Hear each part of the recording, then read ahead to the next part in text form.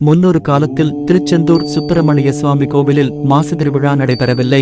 காரணம், அங்கு கொடிமரம் இல்லை.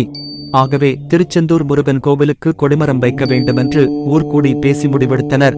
உடனே ஆறுமுக ஆசாரி என்பவர் தலைமையில் 21 பேர் கொண்ட குழு காக்காட்சி மலைக்கு கொடிமரம் வெட்ட கிளம்பினர். திருச்செந்தூர் மந்தை அருகே உள்ள அம்மன் கோயிலில் அந்த குழுவினர் வேண்டச் சென்றனர்.